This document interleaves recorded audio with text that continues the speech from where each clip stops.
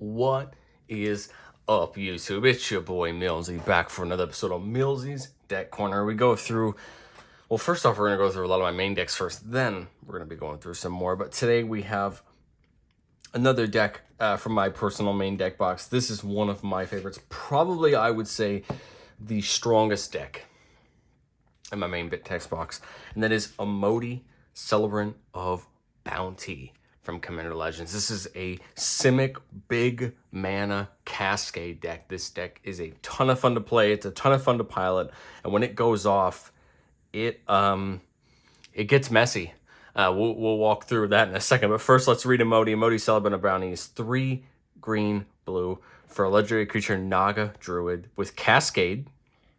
It says spells you cast with converted mana cost 6 or greater have Cascade. It's a 3/1. Let's read Cascade just so we can understand Cascade really quickly. It says when you cast this spell, exile cards from the top of your library until you exile a non-land card that costs less.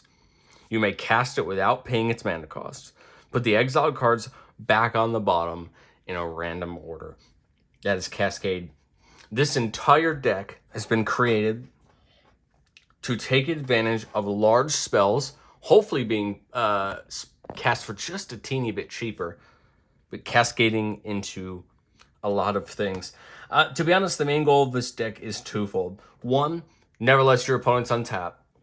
The goal's been created. The goal of this deck is to take, to be honest, enough turns to win the game. We're going to try to take enough turns in a row to either bounce all of our opponents' creatures back to our hand and swing out for lethal, build a big enough board state that even with or without trample, we can attack through over the course of multiple turns to create a win con.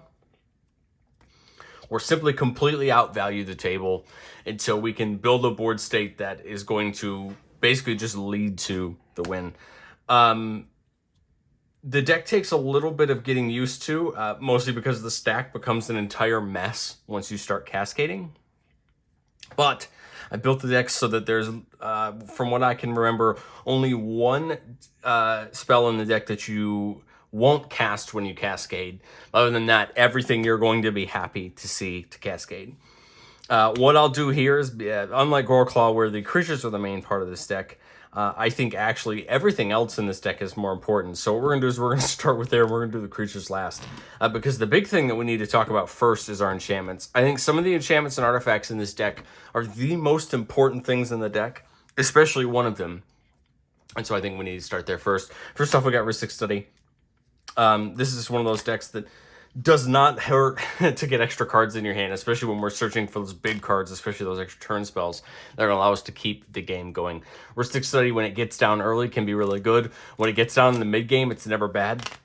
And I do tend to find that Rhystic Study and the next card I'm about to show tend to be lightning rods for removal, which is what we don't mind having a few. Next up, we have Sylvan Library. We really want to draw into some of these big cards, and Sylvan Library is going to help. I don't mind paying 4 or 8 mana to get the ramp or the stuff that I really need. If it means I'm going to go off quickly. Next up, we have Extravagant Replication for 6 mana. As you're going to notice as we get into a lot of these enchantments and spells, I'm purposely playing some cards that are probably a little more expensive than you would want for the effect, but they're 6 or greater, which means they're going to cascade into another spell with Imoti on the battlefield. In my opinion, that alone makes them worth it, and any incurrent value we get from that spell itself is a bonus. So Extravagant Replication says at the beginning of your upkeep, create a token that's copied another non-land permanent you control. This can copy almost anything, right? We don't want to pick something that's legendary, of course, because otherwise, of course, we'll have to sacrifice that permanent. But when it comes to mana doublers, when it comes to mana rocks, when it comes to creatures, when it comes to value things, this is just a net positive, and when we're taking multiple turns in a row, we're going to get this every one of our upkeeps. One of our mana doublers is Zendikar Resurgent. 7 mana whenever you tap a land for mana. Add an extra mana of that any type of that land produced. And the bottom says whenever you cast a creature spell, draw a card. When we cascade, we play those spells for free. We actually cast them for free. We cast them without paying its mana cost. So, for the purposes of cards like Zendikar Resurgent, we are casting that cascaded spell for free. So if that's a creature, we're going to draw a free card and a free spell. Defense of the Heart. Defense of the Heart is in this deck mainly for if we get behind. Defense of the Heart is an enchantment at the beginning of your upkeep. If an opponent controls 3 or more creatures, sacrifice Defense of the Heart, search your library for up to 2 creature cards, put those cards on the battlefield, then shuffle. More often than not, one of the targets for the Defense of the Heart is either going to be Brineland or Hellbreaker Horror, and we'll go over why when we get to our creatures. The Defense of the Heart is going to probably set up our last big turn if we have it out. It's going to get the creatures we need onto the battlefield, and it's going to allow us to ramp off. If we're having issues with mana, we can get things like Nyx Blumation or other things like that. But a lot of the times, Defense of the Heart will set up that last big turn we're going to have, and most of the time we'll pop off the game. Here's the big one, Omniscience. If we resolve an Omniscience in this deck, I know that this is kind of funny, right? Because it's a 10-mana enchantment that, if you know anything about higher play commander, you know that Omniscience is one of those enchantments that if you let it resolve, the game's going to end. If you let an Omniscience resolve in this deck, the game is over. This deck has way too many spells, and it has way too many big spells that we can take advantage of this Omniscience for, and it will end the game. And that's what we're hoping for. If you get Omniscience in your opening hand, you want to keep it, and you want to ramp to it, and once it sticks, you know you're in your right place. We got Garrick's Uprising. Kind of similar to the Zendikar Resurgent, where when creatures come in, we draw a card. But it gives all of our creatures trample, though. And eventually trample becomes a thing, because once our board's big enough, we're going to do our best to create advantage. But at the end of the day, we're going to need something to push our creatures through. And Garrick's Uprising tends to be one of those things. We got Mana Reflection. Same thing as Zendikar Resurgent. Our mana taps for twice as much. Going to do nothing but help. This is going to ramp us forward even quicker. Most of the time when you dump Mana Reflection or Zendikar Resurgent down, that next turn tends to take you off into the stratosphere as far as value goes. And we got Shark Typhoon. This is in here just to help us start making some tokens and push our advantage. A lot of the time we're going to win by combat at the end of the day. We're going to need to build a big enough board, bounce a bunch of stuff out of the way, and then eventually end the game by combat. But at that point, we're going to have so many things to swing with that in all reality, we didn't win by combat, but combat's the way that we end up winning the game. I've done my best with this deck to not do that classic blue commander thing where you just control the game by taking so many turns that people give up. The goal of this deck was to actually win. We're going to win by combat. But in all reality, we just need to get a couple of those pieces first, and then it's going to become a lot easier. Mana Rocks, Arcane Signet, Simic Signet, Skyclave Relic. What I like about Skyclave Relic is if we cascade into it, we can actually kick it off the cascade to get its ability. If not, it's a 3-mana mana rock, but for 6, it becomes 3 of them. This is really huge, especially in the early turns when we're trying to set up our mana. Chroma's Memorial. This is going to be one of those ways to give us the win when it comes to our creatures. This is going to give all of our creatures even better things, and the protection for red and black actually helps with a lot of removal. It's going to prevent us from getting hit with a lot of removal. Chromatic Orrery. This is another one of those cards that if we can either play it to start the cascade chain or cascade into it, it's just going to push us forward. Allowing us to spend manas over mana of any color makes our Ancient Tombs, our crypts, just become free mana, kind of like this Soul Ring and this mana crypt here. Chromatic Orrery turns these into colored mana, which if we don't have an Omniscience, just keeps pushing our strategy forward. It's going to allow us to keep getting those big spells off. We got the Immortal Sun. This is one of those cards that, to be honest, doesn't look very good. But once you see it, once you cascade into it, Planeswalker's loyalties abilities are gone. During our draw step, we draw an additional card, which this deck does have a little bit problems sometimes with running out of your hand. But that big one, spells you cast 1 less to cast, is going to do us a lot of work. Anytime we can play anything for less than face value, it just becomes good. And then we got the Henge. The Henge is there for the same reason that Garrick's Uprising is there. It's the same reason that Zendikar Resurgent is there. When we play spells, when creatures come into battlefield under control, they get a +1 counter and they draw a card. They refill our hand and they keep our big spell train moving. Let's move into the instance. We got Brainstorm, pretty Mystical Archive version there. This is one of our early game cards. We're looking to try to dig into more of that ramp, get ourselves going. We got Mystical Tutor. This is just going to go get us something we need in the moment, whether it's on someone's end step, knowing we need a board wipe, knowing we need a Psych Rift, knowing we need an extra turn spell to get the ball rolling. Mystical Tutor is in here to put one of those on top. The other cool thing about Mystical Tutor is remember that Cascade starts looking at the top card of your library. So if you know what spell you're going to cast first, we could Mystical Tutor an instant or sorcery on top of our library that we know we want to hit with that spell. And that's absolutely huge. We got Heroic Intervention, try to protect our board.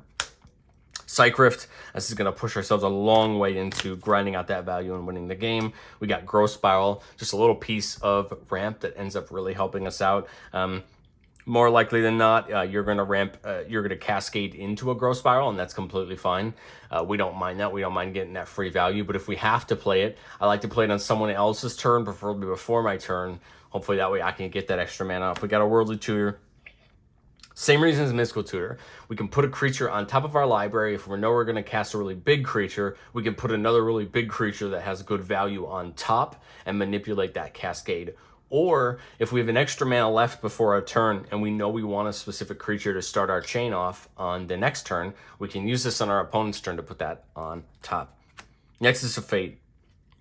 This is an extra turn spell that gets shuffled back into our deck after we play it. It's also 7 mana, which starts the Cascade chain really well. Not the best extra turn spell in our deck, but I think this is really good. And if we ever start running through our deck without finding a way to win the game, this is going to stay in the deck the whole time and really help us out. Fierce Guardianship, one of the most important cards that we can get in this deck into our hand, which is really why Mystical Tutor is really important. If we can get this card in our hand, it's going to protect our commander, and it's going to protect those big key spells that we need to get down. Omniscience, Zendikar Resurgent, those things that are going to push us forward in our strategy. So Fierce Guardianship is really important. I've heavily considered playing another counterspell, like a counterspell or Force of Negation or Pact Negation, things like that. The problem is, I find when you start cascading with this deck that you really want all of your spells to be good. Now, we do have the option when we cascade to not cast that spell and put it on the bottom. So I could probably come up at least one counterspell in this deck. But most of the time I find myself just going all out with my mana. And so traditionally I don't keep the extra mana up. And then we have a Reality Shift, just a little piece of removal. I used to play Pongify and Rapid Hybrid in this deck, and I think they probably should get worked back in. They were really good spells, and they really helped out with what was needed. But for this incarnation of the deck, I really like it. I think it becomes a little bit more Glass Cannon, but once that Glass Cannon starts, it's in all reality pretty hard to stop. And that's, I think, what I enjoy, is that the weakness of this deck is the fact that I'm not protecting too well what I'm doing. But if you let me get enough mana and you let me get set up, the deck's just going to go off and win the game, which I think is really what we want in a spell slinging deck, right? We want to win the game when we want to win the game. Sorceries, all runs Epiphany. Take an extra turn, get some tokens. Temporal Manipulation, take an extra turn after this one. This one's 5. I tried my best to get a couple of our extra turn spells down on the CMC scale. That way when we play our bigger spells, we can cascade down into them. The really important part about Temporal Manipulation, Walk the Aeons, and Time Warp, specifically for our extra turn spells, are they do not exile themselves after they're played. This is really big because when we start to use a spell like Mnemonic Deluge, where we can choose an instant or sorcery in our graveyard, copy it 3 times, and we cast the copies without paying their mana costs, we now have extra turn spells sitting in our graveyard that we've already used that we can copy.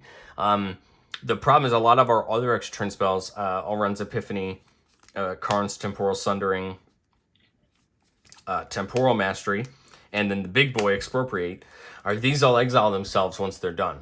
Now, I know that that's kind of ironic, right? Me saying that the downside to Expropriate is that it exiles itself at the end. Expropriate is one of those spells that will probably end the game in this deck. If it resolves and I even take 1 extra turn, let alone 2, it will end the game. And it's good that they exile themselves because it would be broken if they didn't. I mean, can you imagine flashing back an Expropriate from your graveyard if it didn't exile itself? But I want to play a few that don't, so that if I see them in my Deluge or I have it in my hand, I start giving myself targets to use it for. Now, the one spell in the deck that we definitely do not want to cast for free off of a Cascade or off of Omniscience is Finale Devastation. The way Cascade works is when you go to, or that Omniscience works is when you go to cast a spell for free, if you cast an X spell, you have to pick 0. So we do not want to pick 0 for Finale Devastation. This is one of those spells that will help us in the game on a big turn.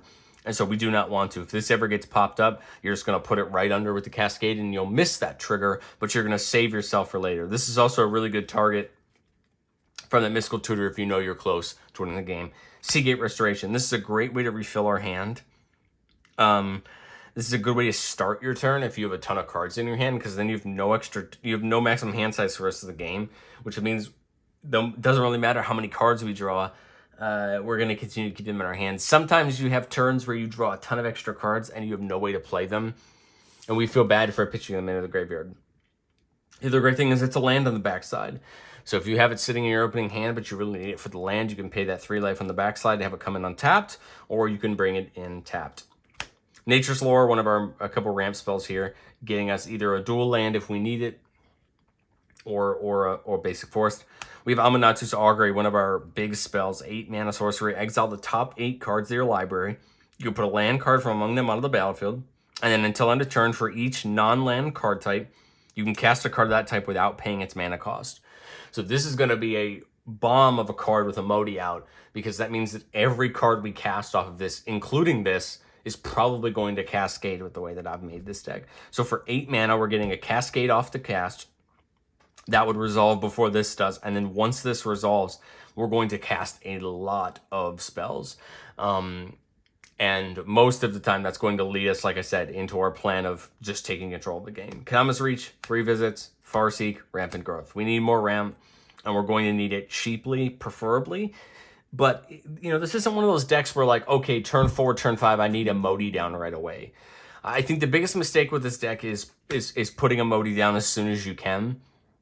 And I don't think that's the way that you should play it. I think a Modi needs to come down preferably the turn before you go off or the turn you go off. Because you want to be able to protect it and use its ability while you're going off. And I think if you run a Modi out a couple turns too early, it's going to get killed, it's going to get put back in the command zone, and then it's just going to get more and more expensive. Now, we're in blue-green. We're going to have more mana than we know what to do with, but I don't want to have to use it recasting my commander 6 or 7 times. So the only saving part of a Modi is it has Cascade, which means we're going to hit something lower than it, and I'll show you a couple of the targets as far as creatures and, you know, and these ramp spells that we want to cascade from a Modi into. Remember, you reveal off the top until you hit a spell that costs less, which means the lower on the CMC curve we are when we cascade, the less amount of spells that are there, right? Now, Modi says spells 6 or greater cascade. So when it is out, if we cast anything 5 or less, it's not going to cascade. But when we get to 6, we know that we can only cascade into something 5 or less. So I've tried my best to ramp the deck so that we're not just automatically failing if we try to cascade under 5 mana with a Modi or under 6 mana. We want to make sure we have enough targets under that 6 mana threshold so that when we start cascading, we're hitting relevant creatures, relevant spells. I think it would be very tempting in this deck to dump everything up on the high end to keep all of your mana curve up on the top end of that mana curve. And the problem is when you go to cascade off of your first 6 or 7 ramp spell, you're never going to hit anything. So we want to make sure that we keep our curve aggressive, but we keep it fairly flat. We keep a good amount of spells in each, so that way, like, let's say, for example, I draw my first 7 mana spell, and I only have 3 6 CMC spells in my deck, and that's it. There's nothing less than that. Well, then I know that I have a pretty terrible chance of hitting a spell lower than that. But if I have a few spells at 1, a few spells at 2, a few spells at 3, a few spells at 4, now you see that cascade curve gets bigger, and now I have a better chance of hitting a relevant spells, especially some of these creatures that are more than worth the mana that they come out for. We know we're going to get a great thing off the cascade. And then our last sorcery is Mind's Desire. This is the Mystical Archive print of it, which is absolutely gorgeous, but I'll read it for you. It says, shuffle your library, then exile the top card of your library. Till end of turn, you may play that card without paying its mana cost, and it has Storm. So if we take a turn absolutely ramp off. Remember, Storm says you copy the spell for each spell cast before it. Every single cascade trigger is a cast, which means if this is the last spell in a line of 8 or 10 spells that we've cast, it means we're going to continue to ramp off with our spells, and we're probably going to see an end to the game. Mind's Desire is one of those cards that I've yet to play. It's a more recent addition to the deck, but I expect that at the end of a big Imoti turn, this is going to be the card that's probably going to put the game away. This card's going to see a couple extra turn spells. This spell is going to see a couple big creatures, which again are all going to cascade as well, right? Because we're playing the card without casting its mana. We're playing the card without paying its mana cost. The reason it says play and not cast is so that you can play lands off of it. But my understanding of the card is that you cast a spell off of it without paying its mana cost, which literally just means we're going to continue the cascade train. And if this card does not give us enough turns to end the game after a giant long Imoti turn, to be 100% honest, I'd be really surprised. So that's our spell base. Now we're going to get into our selection of creatures. I try my best to pick creatures that are not only big CMC, because we want to cascade, right? But I want every creature in this deck to have an impact when either it comes in or whether it's on the battlefield. So first off, we have Golta. A lot of times we can get this spell down for 2 green mana if we have to hard cast it, and it goes on the stack as a 12 CMC spell, which means we're going to start the cascade train at 12. And believe me, at 12 mana, there's almost the entire deck underneath this on the cascade meter, which means this spell itself, even for just 2 green mana, is going to start a giant cascade train. Titan of Industry at 7. This is a really good spell. Comes in, gets you good value, and one of those creatures that we don't mind starting the cascade train on at 7, and we obviously don't mind seeing it on a cascade train. Thunderous Snapper, 4 mana. Whenever you cast a spell with converted mana cost 5 or greater. This is great. It's going to help refill our hand, especially once we have that Omniscience plan on deck. Just remember when it comes to triggers. So let's say I have Thunderous Snapper out and Imoti out, and I cast a spell with cost 5 or greater. Both it and Imoti are going to go on the stack at the same time, and I get to choose what order they resolve. So like, let's say that I've stacked top my deck, I know what's on there and I want to get it, well then I can choose to have Imoti go first. But if I don't, sometimes I don't mind drawing that card first to see what it would be. And sometimes, yeah, you're going to whiff. Sometimes you're going to draw the card that maybe you wanted to cascade into. But the way that this deck is built is that's not a negative opportunity, because you're probably just going to be able to cast the card you just drew, and you're going to continue on. Jadzi, 8 mana. Discard a card, return it to your hand, and it has Magecraft. Whenever you cast or copy an instant or sorcery spell, reveal the top card of your library. If it's a non-land card, you can cast it by paying 1 rather than paying its mana cost. If it's a land card, put it on the battlefield. This is one of those creatures that once we start our chain of spells, this will help us end the game quicker. If we reveal literally anything over 4 or 5 mana and get to cast it for 1 colorless, it's just going to continue to help us end the game even quicker. What I really like about Jadzi is you can pitch a card and put it back to your hand, and its backside says you may put any number of land cards from your hand on the battlefield. Then if you control 8 or more lands, you may discard a card. If you do, you return this to your hand. So, let's say we have a big hand. We played our Seagate Restoration. We're drawing a lot of cards, and we have a ton of lands in our hand. We can play this for the backside, dump all of those lands on the battlefield, pitch a spell we don't necessarily want in the moment, bring this back, and then we can cast it for Jadzi on the front side for 8 mana to start our cascade train. Jadzi is really good. It's not the most important creature that I want to see, but I think it definitely does a really good job. One of our most important creatures is Hellbreaker Horror, though. 7 mana flash, can't be countered. Whenever you cast a spell, you choose one. Return target spell you don't control to its owner's hand, or return target non-land permanent to its owner's hand. In this case, return target spell you don't control to its owner's hand is really important, because let's say that I put a cascade, I put one of my big spells on the stack. Let's say that I play an Old Gnawbone, okay? And my opponent tries to counter the Old Gnawbone. What I can do with Hellbreaker Horror on the battlefield is play another spell as long as I can, since the stack is open. Let's say I play a Brainstormer, a cheap spell. Hellbreaker Horror can return that counterspell back to that opponent's hand because of its ability. It's a spell that I don't control. And that is going to help protect some of our big spells. The bottom part, though, remember, every spell that we cascade into is cast which means with a Hellbreaker horror on the battlefield, we're going to bounce most of the board back to its owner's hands. We can't hit lands, which is perfectly fine, but we can bounce everything else back. And let me tell you, after a full Imoti turn where you're bouncing things back to your opponent's hands, it's like you cast a Psych Rift. Everything's going to be gone. It's going to allow you to take those attacks to win. Sakashima, this is mainly in here to copy Imoti to give us double Cascade, but it's not bad to copy a Nyx Illumination if you need it, or any of our other big creatures with good effects, Hellbreaker Horror or some other ones. This is great, and it does a good job. The big boy himself, Apex Devastator, this is the one card in this deck that causes so much chaos on the stack. Apex Devastator has 4 copies of Cascade on it. With Imoti out, this becomes 5 Cascade triggers. And it becomes a mess of a stack to deal with, but this card will end up pushing us forward to a win most of the time, because 5 rounds of Cascade with Imoti out should find us enough value to win the game. Also, being at 10 mana means we're going to hit almost everything in our deck with those Cascade triggers, so we're going to get all of the relevant permanents we need. Urkmacies, Slumbering Isle. This is a mana rock at the end of the day. Its creature comes in as a land with 5 counters on it. When you cast a spell, you take 1 off. And once you're done, it becomes a 12/12. This is what you want to see in your opening hand. You want to see something like this and use it to ramp your mana forward. And we also, of course, do not mind cascading into this. Nyx Illumination.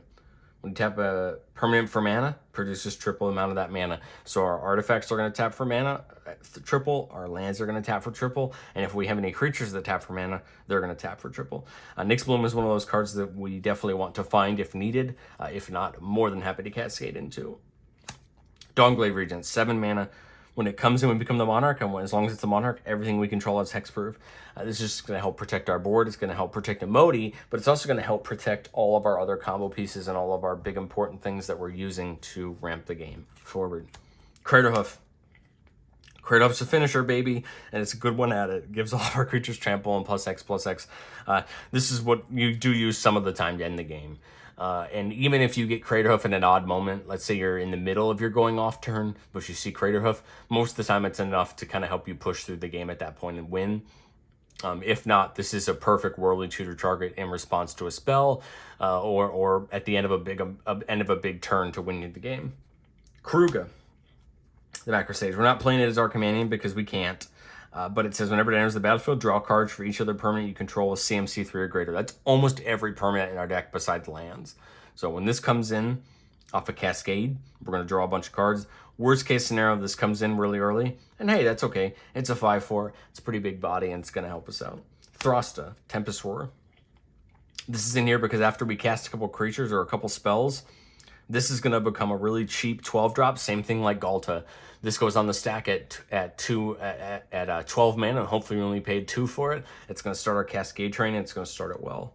Next up, we have Thrix the Sunstorm. 5 mana for a flyer. Spells you control with CMC 5 or greater, cost 1 less, and can't be countered.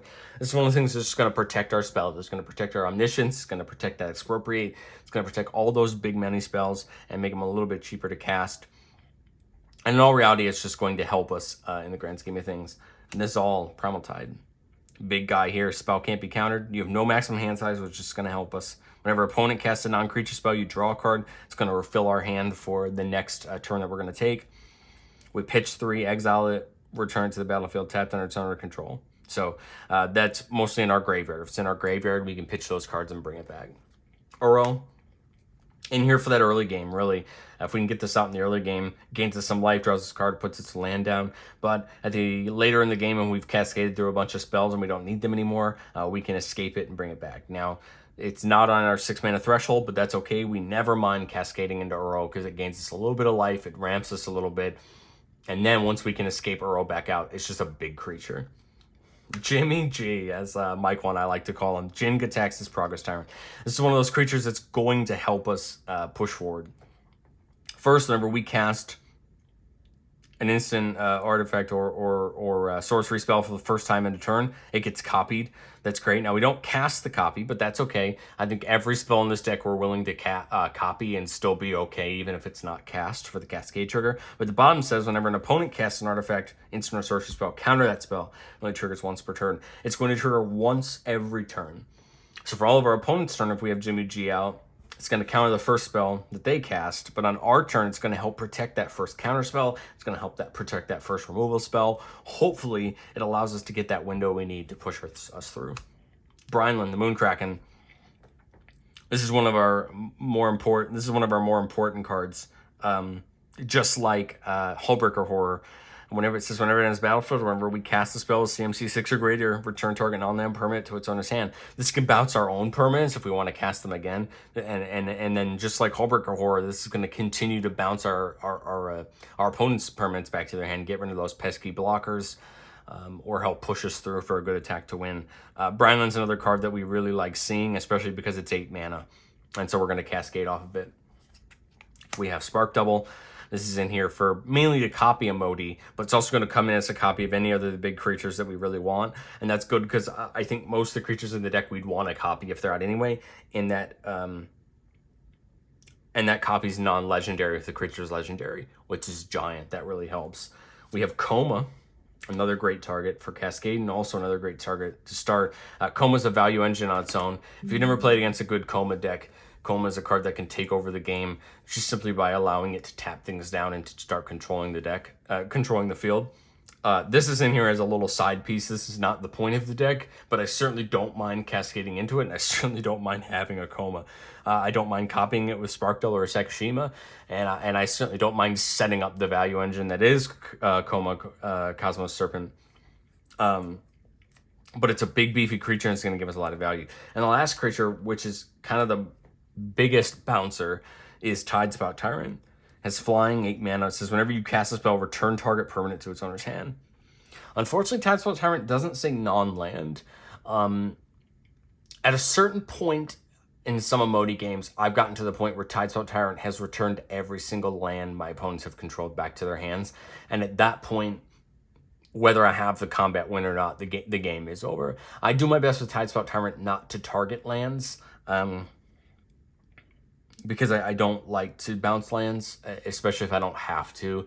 I think there's a general contract we have in the game of EDH to say that we agree not to touch with each other's land bases. Artifacts are okay, but not land bases, because we understand the pain that comes with not having lands when you need them. But the only bad part about Tidespout Tyrant is that is not a May. Whenever you cast a spell, return target permanent to its owner's hand, it's not a May. So eventually it becomes something where I don't have a choice and I don't want to bounce my own permanents, so it just becomes part of it.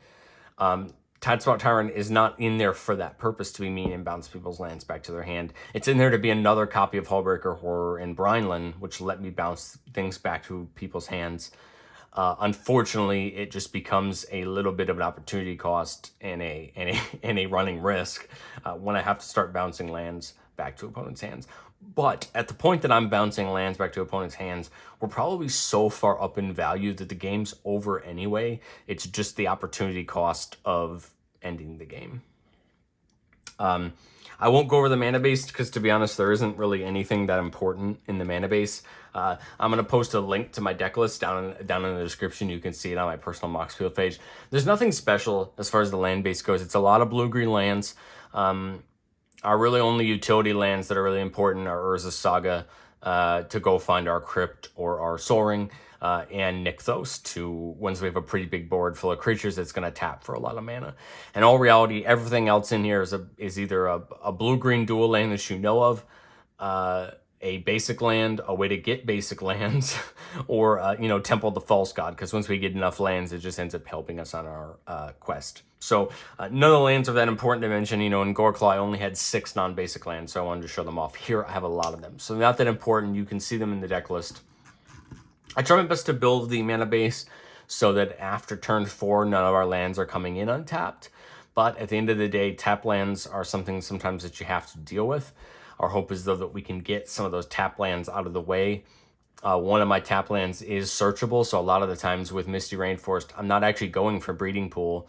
I'm going for Rhinewood Falls or something like that to get it out of the way since it comes in tapped and that kind of thing. We are playing a couple lands that do have the possibility to come in tapped, and like I said, that's unfortunately just an opportunity cost of the way your mana shakes out sometimes. But other than that, really, really really important to make sure that your mana base is consistent. Only 33 lands, but I'll tell you, I've never had an issue with this deck with mana.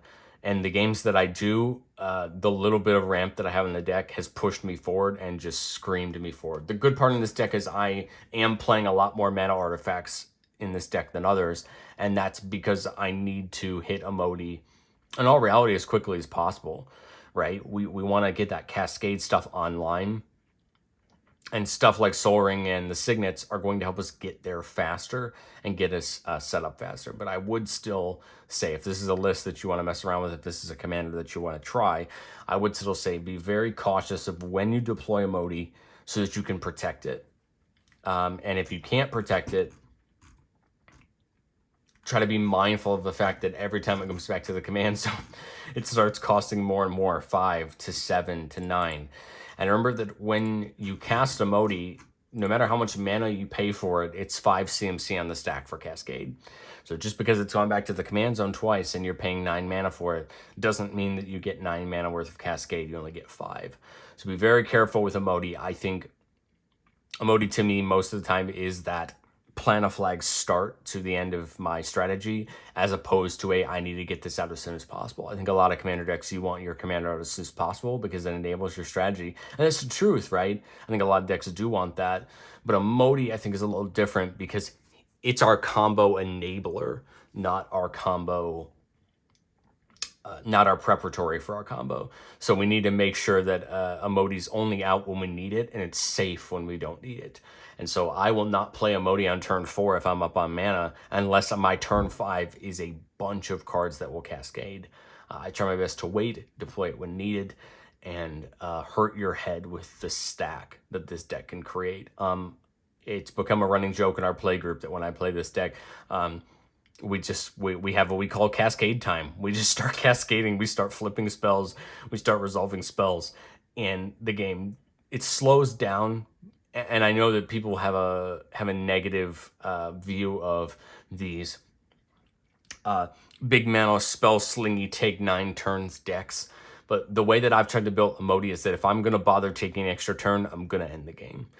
My goal is to, when I start my string of taking extra turns, I will end the game on my extra turns. I am not going to be the player that takes 10 extra turns and then cannot end the game and pass the game back around. If I'm going to bother to make this big mana combo, I want to finish the game with it and avoid us wasting time by me trying to find these pieces and not be able to find them. So I know that's kind of... I know it's kind of rubbing salt into the wound of showing you a very big mana Simic combo deck that's probably going to anger some people. But my hope is that you can see that I've crafted the deck to not play around with the table. My goal is to win the game. My goal is to win the game once I start down that road, and that I'm not playing with my food trying to find the answers, but that I'm trying to end the game, and I'm trying to end the game efficiently. This is the only deck that I've built that tries to do this. No other deck in my main deck box, no other deck that I've ever tested has ever tried to do this big mana Simic extra turns thing. And to be honest, this is the only Simic deck that I've ever played that feels like this. I've played against a lot of Coma lists. I've played against a lot of Kinnan lists that have their lockdown, make a bunch of mana, dump permanents onto the battlefield styles. But what I like about Imoti is that we're not just gumming up the board for the sake of gumming up the board and locking our opponents out with value. We're simply just going to go deep and end the game. And I hope that that is a point of respect for the players at the table, that I'm trying to respect both of our times by ending the game. I'm not trying to just dump off forever. A lot of the times when Imoti goes off at our table, I will look up and say, I have 3 extra turns. I can show you the cards that show that I have it. Are you okay with us just calling it here and ending the game? And most of the time the answer is yes, so that we don't have to pay out that 10 minutes of me dumping through spells off the top of my library and beating the game. But I understand that some players want to see it. They want to make sure that you have it. And I have no problem cascading for turn after turn, making sure that the deck does what it's supposed to do. But I always, I guess, try to offer my opponent that respect of saying, hey, I show you I have it in my hand. We don't need to go through the process unless you really want to.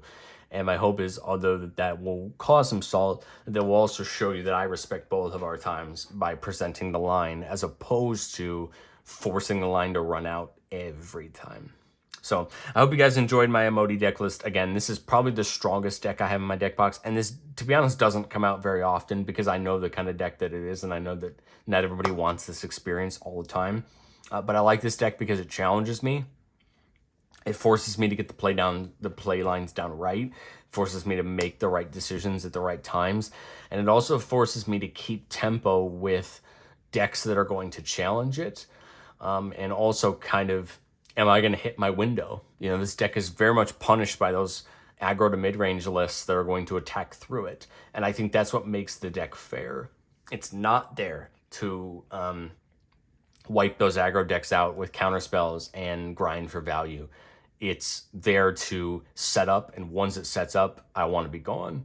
And I think that's what makes this probably not a CDH list at the end of the day. I mean, this would look radically different. I would not be playing cards like Tidespout Tyrant in a CDH deck. If this was a CDH build, it would have nothing but zero, Cheerios, 0 mana rocks. It'd be doing this on turn 2. It would be super quick. It would be going off. That's not the experience what I want. What I want is that challenge to build up, and then once I build up, to go off and kind of enjoy the ride. In our last episode, podcast episode, I don't know when this video is going to come out, but for the last week or so, Mikey and I did a video where we challenged each other to build lists that we either had ourselves or that we're interested in, and I'm excited to see what Mikey comes up with for this deck, because I think this deck has a really bad reputation at our table, but I think people think that this deck is a little bit easier to play than it actually is. And so I'm excited to see what he comes up with. But otherwise than that, guys, that is all that I have for today. Thank you so much for watching. Like I said, list down in the description. Go check it out. Try it at your table. Try it on... proxy it out, try it with your friends, see what you like. Like I said, I've spun this deck to be a lot more towards extra turn spells, but I've definitely seen some Imoti lists that spin towards more permanents, more creatures, and I see that. I've also seen this Imoti lists that are basically just Kindred shells or Teddy shells where you just go completely off in value, and I think those are cool too. I just wanted an extra turns deck. I wanted a deck that can honestly, in all reality, take extra turns and do them well. And Sense of Blue is our extra turn spell color, and we paired the best color for getting into big mana and green. I figured, what a better way to do it. But that is all I have for you guys, and I will catch you next time.